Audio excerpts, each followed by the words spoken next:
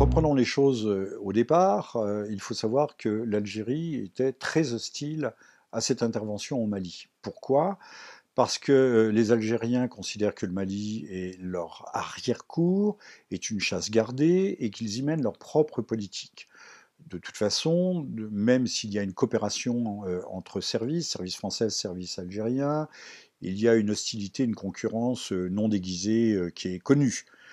Euh, à partir de là, on peut supposer qu'il y a au sommet de l'État algérien qu'il y a des divergences profondes sur l'attitude à adopter vis-à-vis de la France.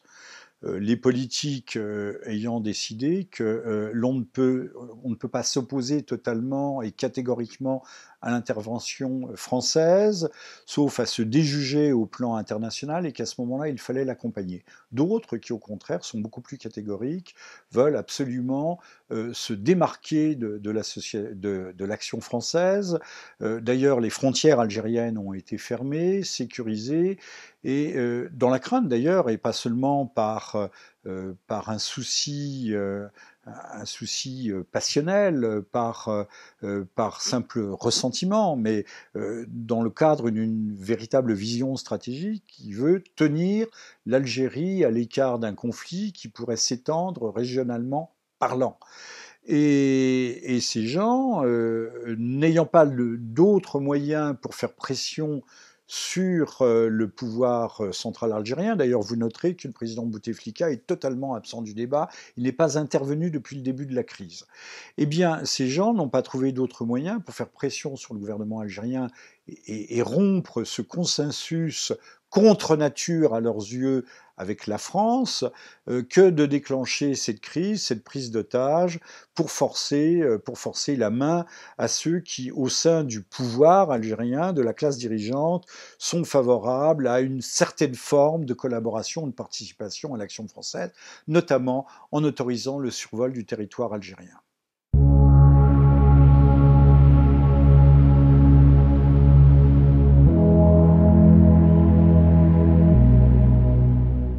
On a aujourd'hui, de toute façon, les liens existent. Les Français eux-mêmes, pour la libération des otages, négociaient avec le groupe Moujao, donc ont des liens. Ont des liens. Ce qui permet à certains, de façon assez exagérée, de dire que ce sont aussi les Français qui manipulent ces groupes salafistes. C'est certainement tout à fait exagéré, mais les liens existent. Or, on a un fait tout à fait patent, évident, c'est que l'Algérie tolère que les groupes salafistes, les groupes djihadistes, al-qaïdistes, se ravitaillent en essence dans le Grand Sud saharien, aux pompes et aux stations qui existent. C'est fait au vu et au su de l'administration algérienne et personne n'y trouve rien à redire. Donc, ce qui veut bien dire, ce qui prouve qu'il existe entre ces groupes et le gouvernement algérien en temps ordinaire une forme de statu quo. Alors, d'après Robert Fisk, qui est le correspondant, c'est-à-dire le patron du desk, du bureau du quotidien britannique londonien The Independent à Beyrouth, mais qui est un journaliste d'enquête internationalement connu et reconnu, les liens existent depuis la guerre soviéto-afghane.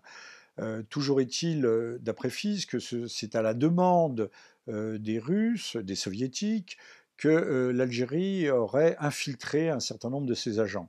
Je pense que sans demande russe, les Algériens auraient pu le faire tout à fait spontanément, puisqu'elle avait intérêt à surveiller à la fois ce qui se passait sur ce front, mais à l'époque, l'Algérie était alliée de la Russie soviétique et de surveiller ainsi ses propres ressortissants.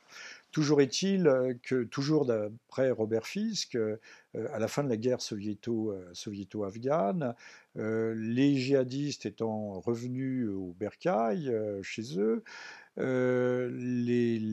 l'armée algérienne aurait demandé à ses agents sous couverture de se maintenir. Et ces agents auraient ainsi participé aux années sanglantes de guerre civile, du mauvais côté, auraient donc participé à un certain nombre de massacres. Ils y auraient acquis autorité, pouvoir et également goût du sang. Ce qui en fait des hommes, d'une certaine façon, totalement instrumentable. Alors, quoi de mieux que des groupes salafistes pour conduire des opérations au-dessus de tout soupçon? Comment peut-on soupçonner un gouvernement d'activer, de mettre en œuvre des groupes qui sont apparemment les ennemis numéro un de la société? Je crois qu'on a là un cas de figure parfait, exemplaire d'opération sous faux drapeau. Et on ne voit pas pourquoi les services algériens seraient en deçà ou seraient inférieurs aux services occidentaux pour ce type de manipulation.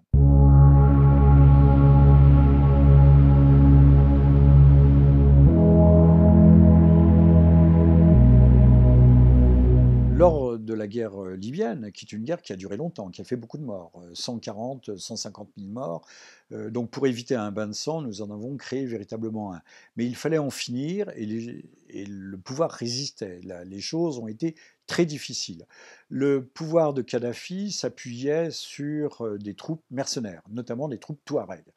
Or, il y a une diplomatie. La diplomatie, c'est pas seulement celle de la mitrailleuse lourde, c'est aussi celle de l'argent. Donc la France a négocié avec des mercenaires touaregs, un millier à peu près, leur retour, leur exfiltration, leur sortie du territoire libyen, de façon à affaiblir le pouvoir Kadhafi, de dégager une couche militaire de protection du régime. Donc de mettre ce régime à nu. Et donc nous avons laissé la France à aider au départ de ses troupes, nantis d'armes, de dollars et d'or, avec l'arrière-pensée, parce que ce n'était pas seulement de l'altruisme, ou simplement le but de guerre, l'objectif n'était pas seulement de mettre à nu le régime de Kadhafi pour mieux le faire tomber, mais également de se servir, le cas échéant, de ces troupes mercenaires dans le cadre d'action ou d'une stratégie de la tension dans la région sahélienne. Pas seulement au Mali, mais dans la région sahélienne en général, où la France a des intérêts géostratégiques très puissants, notamment géoénergétiques, avec l'uranium, mais il y a aussi de l'or, etc. Donc vous comprenez, c'est assez simple à comprendre. Donc tout ça pour dire que la France n'est pas blanc-bleu, elle n'est pas totalement innocente.